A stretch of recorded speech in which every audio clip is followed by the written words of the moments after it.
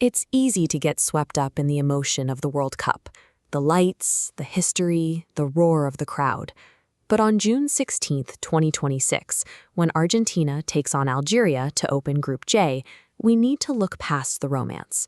The betting public and casual fans are overwhelmingly backing the South Americans, and it makes sense. Looking at this squad, they carry an immense pedigree and a heavy weight of expectations to dominate early. So the question for you, whether you're betting or just watching, is simple. Is this going to be a guaranteed blowout, or does Algeria have a structural setup that complicates the math? This chart plots the matchup based on tactical complexity and match predictability. This game sits firmly in the zone of high predictability and moderate complexity. To find the actual value, we must evaluate this strictly as a mechanical clash between two distinct systems. Figuring out how Argentina's 4-3-3 matches up against Algeria's 4-2-3-1 is the only way to accurately decide how to invest your betting capital and your viewing time. Let's start with Argentina.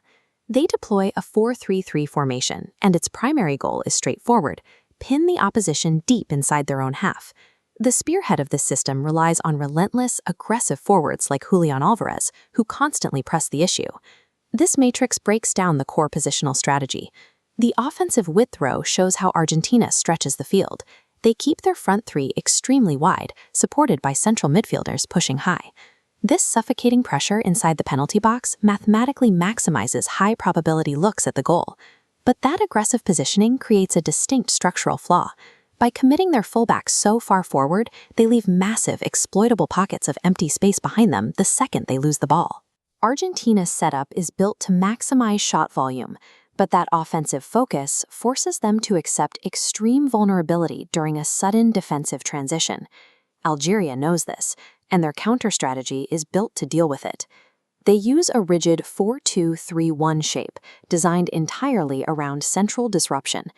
Executing this disruption relies on a defensive linchpin, players like Ismael Benacer, who hold the middle together.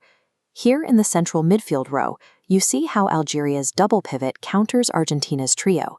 By playing two defensive midfielders tight together, Algeria intentionally clogs the primary passing lanes.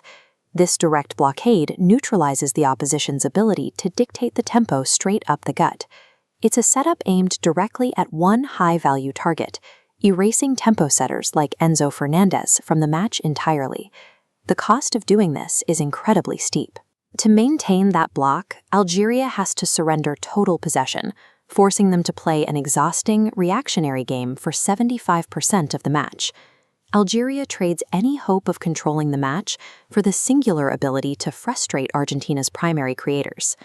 Because they are pinned back, the transition phase becomes Algeria's only viable path to scoring, and that transition strategy rests almost entirely on their captain, Riyad Mahrez.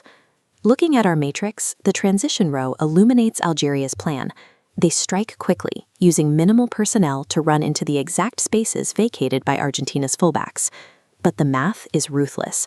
Committing so few players forward means these counterattacks result in extremely low probability expected goals. Unless they get a moment of isolated brilliance, Algeria's entire structural blueprint is designed to survive the 90 minutes, not to win them. So what does this mean for the outcome? While an Argentine win is the expected consensus, the tactical makeup of these two teams suggests a slow, methodical grind rather than an open shootout. This flowchart breaks down exactly how you should approach this. Let's look at Path 1, bettors and optimizers. Avoid laying money on large point spreads, and do not overinvest in high-scoring prop outcomes for Argentina. The extreme tactical friction of Algeria's low block inherently caps Argentina's scoring ceiling.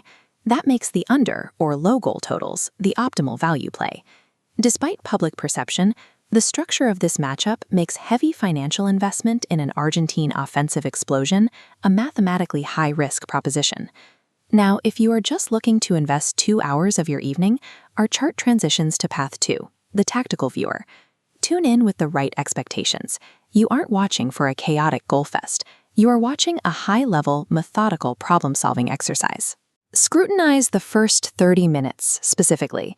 That's your window to see if the Algerian double pivot successfully neutralizes the Argentine midfield. Of course, all of this analysis assumes everything stays strictly within the system. There is always an ultimate variable that exists outside the tactical structure, capable of breaking a deadlocked low block. The tactical value here lies in watching a world-class attack forced to patiently dismantle a perfectly organized resistance.